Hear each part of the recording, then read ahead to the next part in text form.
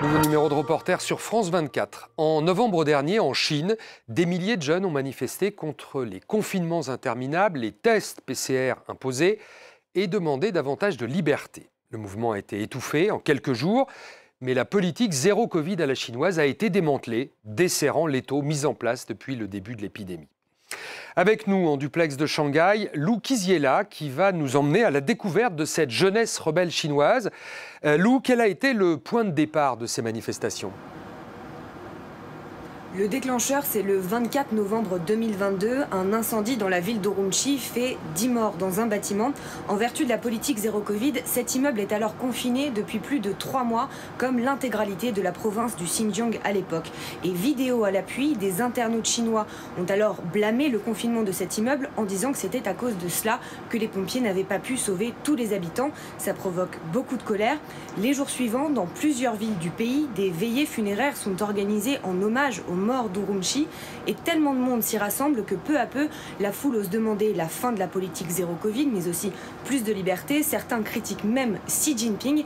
Vous l'avez dit, le mouvement est très vite réprimé, mais le simple fait que cette jeunesse ait osé manifester en Chine, ça disait quelque chose d'un ras-le-bol plus large, plus vaste que les mesures sanitaires dont nous avons voulu comprendre les causes. Alors on va découvrir tout de suite ce reportage Chine, génération confinée, un sujet de Lou Kiziela, Antoine Morel et Yan Chen.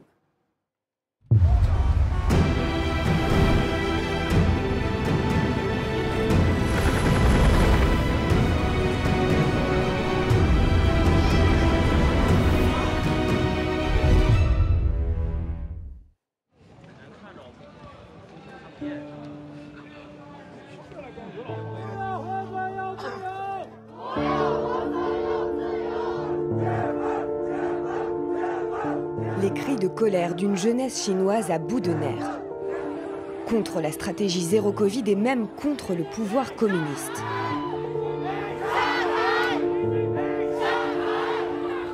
Fin novembre 2022, ces slogans résonnent à Shanghai, Pékin et partout ailleurs dans le pays. Du jamais vu depuis le mouvement étudiant de 1989. Oser ainsi défier les autorités chinoises paraissait impensable. Un mouvement spontané, sans meneur.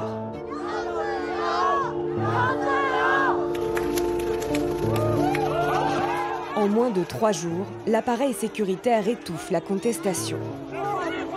Une semaine plus tard, Pékin démantèle sa politique zéro Covid. Mais les racines du malaise sont plus profondes.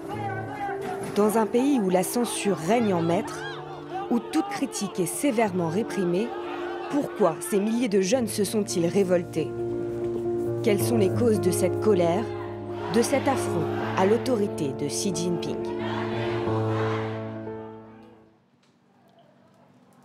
Après les manifestations, les arrestations se multiplient. Alors les témoignages sont très rares. Ce Shanghaïen, lui, veut raconter ce qu'il s'est passé. Pour sa sécurité, vous ne verrez pas son visage. Cette manifestation était pacifique et il n'y a pas eu de débordement de notre côté. Mais dès que vous alliez sur place, vous étiez arrêtés. Tout de suite, la police emmenait les gens de manière très brutale. Nous avons tous ressenti la même peur à ce moment-là. Cette nuit-là, il échappe aux interpellations, mais l'un de ses amis passe 2 nuits en prison. Cette répression éclair du mouvement le décourage. Il sera très difficile de former à nouveau une telle résistance. Ailleurs dans le monde, c'est normal d'exprimer ses revendications. Mais dans notre pays, on ne peut exprimer aucune opposition. Aucun débat n'est possible. Donc intérieurement, je me sens très impuissant. Mais je veux quand même lutter un peu. Si le jeune homme ose de telles critiques, c'est qu'il est excédé et traumatisé par le confinement de Shanghai pendant plus de 2 mois au printemps dernier. Alors privé de revenus, il a dormi dehors pendant des semaines. J'étais à la rue parce que j'habitais dans un hôtel et je n'ai pas pu le payer pendant trop longtemps. Alors ils m'ont mis à la porte. À l'extérieur, j'ai vu beaucoup de choses que les gens confinés n'imaginent même pas. De nombreuses personnes dormaient sur le trottoir et j'entendais des gens crier, j'entendais des gens dire qu'ils voulaient mourir. Les confinements stricts marquent toute une génération. À l'âge de l'indépendance, des centaines de millions de jeunes Chinois ont dû supporter l'enfermement. Les universités sont alors des forteresses sanitaires. Sous la politique zéro Covid, elles sont coupées du monde. À Shanghai, de mars à juin 2022, les élèves ont même interdiction de quitter leur dortoir. Une étudiante, dont nous protégeons l'identité, nous fait visiter la chambre où elle a été confinée.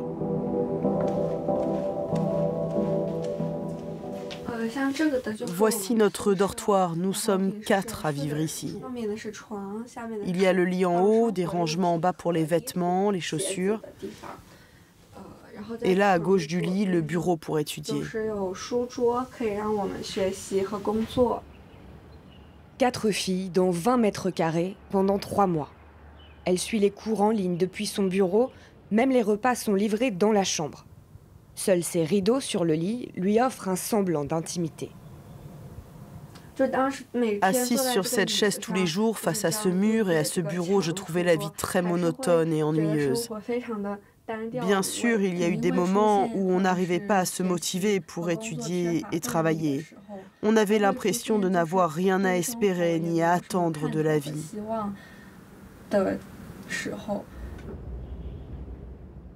Une période difficile pour la jeune femme et pour ses pairs.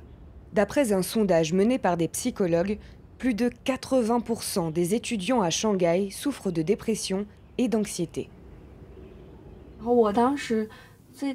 À l'époque, je souffrais énormément de la solitude.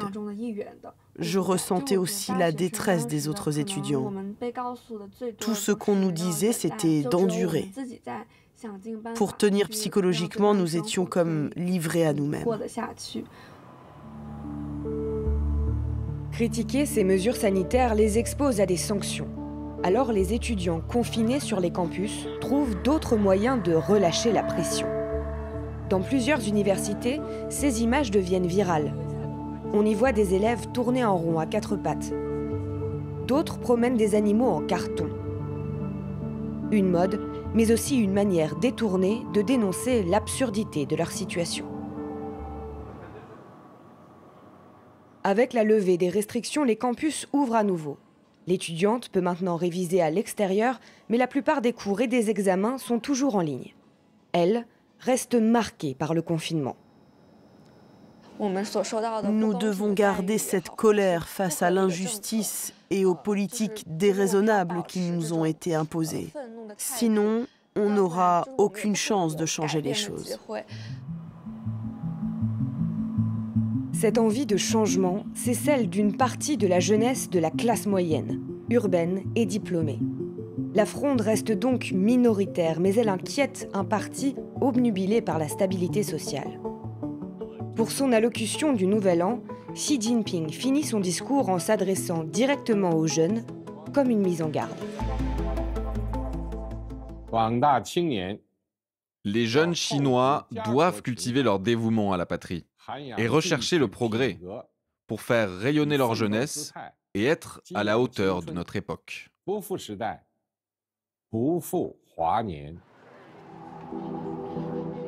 Sauf que le rêve chinois a du plomb dans l'aile. Avec seulement 3% en 2022, la croissance est au plus bas depuis des décennies. L'économie ralentit et près d'un jeune Chinois sur 6 est au chômage dans les grandes villes. Du jamais vu. Après des années de développement fulgurant, même les grandes entreprises de la tech licencient aujourd'hui en masse. Xiaobai vient d'être remercié par l'équivalent chinois de YouTube et ce n'est pas son premier licenciement. J'ai eu 3 emplois au cours des 4 dernières années. Pour le premier, j'ai été licenciée au bout de 2 ans et après environ 1 an pour les 2 autres. Sans salaire, elle ne peut plus payer de loyer à Shanghai. Elle vient donc de rentrer chez ses parents à 28 ans. Start-up ou géant d'Internet, tous ces anciens employeurs souffrent de la crise sanitaire et de régulations drastiques imposées par le gouvernement en 2021. Déjà très compétitif, le secteur de la tech est devenu invivable selon elle. J'arrivais au bureau à 10 h du matin et je ne quittais pas mon poste avant 21 h ou 22 h. La compétition était féroce. On travaillait tous très tard pour montrer au patron qu'on était productifs, pour garder notre travail. Tout le monde était très angoissé. Aujourd'hui, Xiaobai gagne un peu d'argent grâce à des missions ponctuelles. Le nombre de travailleurs freelance comme elle a triplé en Chine. 200 millions en 2021. Un choix pourtant mal vu par les anciennes générations. De retour au domicile familial dans une petite ville, la jeune femme, fille unique, subit la pression sociale. Ma famille espère toujours que je trouve un emploi stable. Car ce qui leur importe le plus, c'est que quand ils me présentent à leur entourage, ils puissent dire que j'ai un véritable emploi. Alors qu'un freelance, pour eux, c'est comme un parasite. Ça fait mauvaise impression.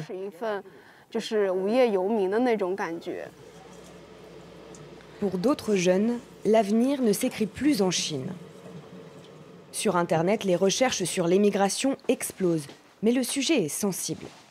Pour contourner la censure, l'envie de partir a donc un surnom, run, comme le mot anglais courir.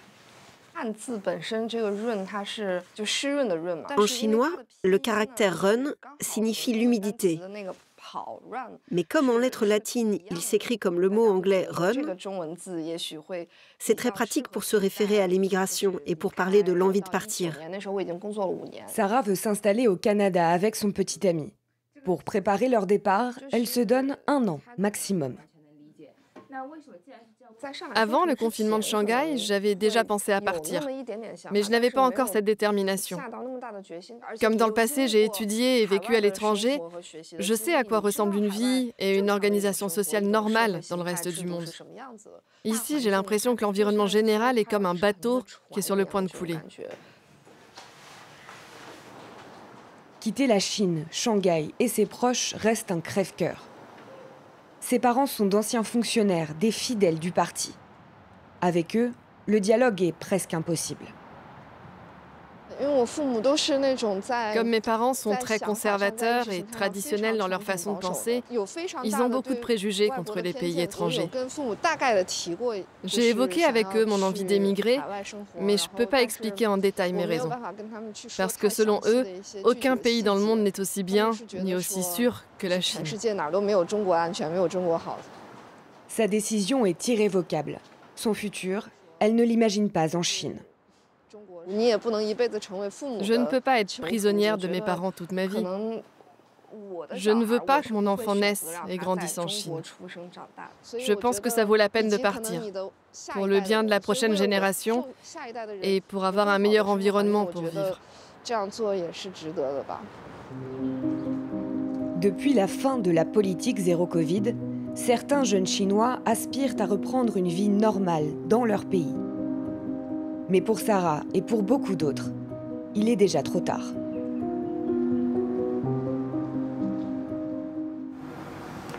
Toujours à Shanghai en duplex, Lou Kiziela. Lou, comment est-ce que Pékin fait face à cette contestation ? Sans surprise, les images des manifestations ont très vite été censurées et sur les lieux des rassemblements, notamment ici à Shanghai, il y a eu un déploiement policier massif pendant plusieurs semaines pour dissuader toute tentative de recommencer. On l'a entendu dans le reportage, plusieurs manifestants ont été arrêtés sur place et aujourd'hui encore, la police chinoise continue les interrogatoires, voire les arrestations de personnes repérées dans ces rassemblements. C'est très difficile de savoir exactement combien, mais on sait que 4 jeunes femmes ont été arrêtée fin décembre. L'une d'entre elles a enregistré une vidéo avant d'être emmenée par la police. Elle s'appelle Cao Zhexing, elle a 26 ans, elle est éditrice. Je vous propose de l'écouter. Si vous voyez cette vidéo, c'est que la police m'a emmenée comme d'autres amis avant moi. Ils ont dû signer leur mandat d'arrêt, mais le document ne dit pas quel est le chef d'accusation. La police refuse de dire combien de temps ils seront détenus, où et pourquoi. A priori, depuis cette vidéo, l'entourage de ces jeunes femmes n'a pas reçu plus d'informations sur leurs conditions de détention. Alors Lou, on sait que les conditions de tournage sont compliquées en Chine d'une manière générale. Quelles ont été vos difficultés pour ce reportage précisément ? D'une manière générale, en tant que journaliste étranger, c'est très difficile de recueillir des témoignages ici, encore plus devant une caméra, et même pour des sujets qui ne sont pas sensibles. Ça arrive très souvent que des interlocuteurs potentiels refusent de nous parler, de peur que le simple fait de donner une interview à un média étranger ne leur porte préjudice. Donc pour ce reportage, nous avons contacté beaucoup de jeunes Chinois qui auraient voulu s'exprimer, qui auraient aimé raconter leurs histoires, mais qui finalement ont décliné de peur que ça ait des conséquences. Et donc pour la sécurité de nos interlocuteurs, nous avons pris beaucoup de précautions pour les contacter, pour discuter avec eux et pour enregistrer leurs témoignages. C'est aussi pour ça que la plupart d'entre eux sont anonymes dans ce reportage. Lou Kiziela à Shanghai pour France 24. Merci Lou, c'est la fin de ce magazine. Merci à vous de l'avoir suivi. On se retrouve la semaine prochaine pour un nouveau numéro de Reporter.